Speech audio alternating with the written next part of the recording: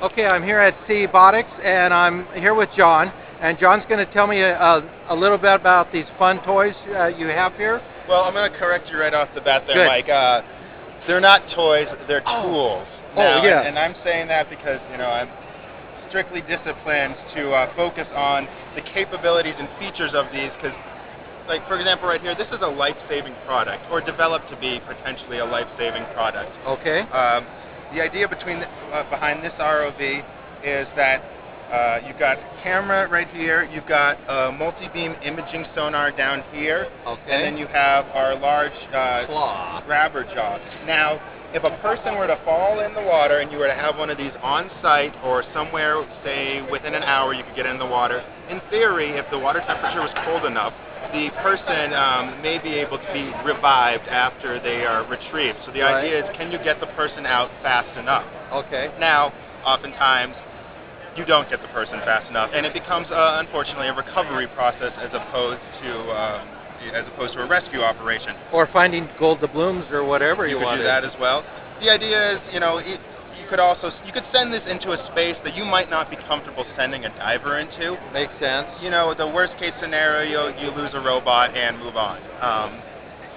They can fit into tighter spaces. They don't need mandatory, brakes. They don't need an oxygen supply. As long as you can pass a tether to them. Now, keep in mind, these do have tethers. They're not free-floating AUVs. They are tethered. As long as you can get your tether through somewhere, they really can do a lot of different things. And is this a cup holder on the top here? This actually is an open frame here. Okay. If you look at this vehicle over here. All right, and this is the Navy version, or? This is actually almost the exact system that the United States Navy uses. Okay. Only blue. Yeah, they're gonna They're gonna do hull inspections. They're gonna search for underwater mines. They're gonna do a variety of reconnaissance tasks using this particular vehicle. Okay, that sounds cool. And one other thing I'll just direct your attention to, because we were talking about it. This actually shows a body. This is the Tritech Gemini sonar. You can actually see that it's picking up a body here. You can see the body being picked up by the sonar, and you can see then that shadow actually being cast behind them. It's really one of the features that makes this an ROV capable of doing rescue and recovery processes. Without sonar or visibility, we might be able to see 2 to 3 feet, maybe 8 feet in ideal conditions. With a sonar, you can see 100 feet, no problem.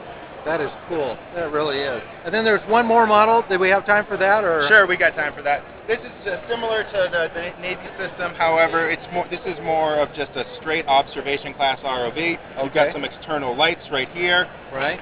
We've got the camera right here.